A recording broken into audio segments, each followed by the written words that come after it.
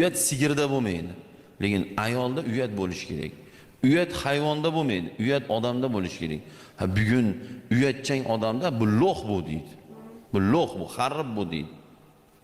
Biz tortinib, imanib, shat jur'at bilan bir joyga kirib, qanaqadir surbetlarcha bir ishlarni qila olmasa, sen nima lo'qmisan sen deydi.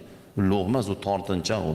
Payg'ambarimiz alayhissalom shunday zot bo'lganlarki, yangi birinchi kun chimildiqqa kirgan kelindan ham ko'ra uyatliroq bo'lganlar Rasululloh alayhissalom.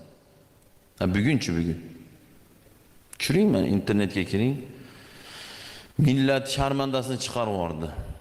Hayvondan battar, tarbiyasiz, uyatsiz shu vatanimizning farzandlari shular. Alisher Navoiy bobomiz aytganlar, odam bordir, odamlardan naqshidir, odam bordir, hayvon undan yaxshidir. Hani ba'zi bir masalalarda qilsam, mencha qattiq gapiradi bu, mencha qo'pol bu, nima qilaylik biz hozir? Voy qizim, bo'mishga o'xshab yetqishim kelmang, to'g'ri kelmaydi deydim. Hayvon deymiz unaqalarga. Dorda taydan qochgan, uyatsiz, sharmanda, sen nima qilyapsan millatni?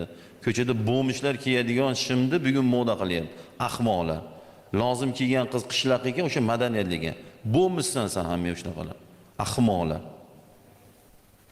Buni agar siz bilan men hammamiz jon kuydirib, shunga bir harakat qilib, yoshlarni tarbiyasi jon kuydirmasa, ertaga Yevropa bo'lib qoladi. Bunaqada. Qani milliy qadriyat, qani diniy qadriyat. Xo'p, dindan gapirsa yurak siqiladigan, vijdonsiz bo'libdi, milliy qadriyatga yechamiz unagi. Milliy qadriyat degani millatdagi onalarimiz qandoq bo'lgan? Millatdagi otalarimiz qandoq bo'lgan? Millatdagi otalarimiz unaqangi vijdonsiz bo'lmagan, orsiz bo'lmagan, hamiyatsiz bo'lmagan. Millatdagi onalarimiz uyatsiz, sharmanda bo'lmagan, ichki ko'rinadigan kiyim kiymagan, beli ochiladigan kiyim kiymagan, ichki kiyimining rangi ko'rinmagan. Ana onalar. Shuning uchun Buxoriylar tug'ilgan. Shuning uchun Termiziylar tug'ilgan. Shuning uchun Amir Temur tug'ilgan. Dunyoni nakalini o'tkazib yuborgan, chizzalatib yuborgan.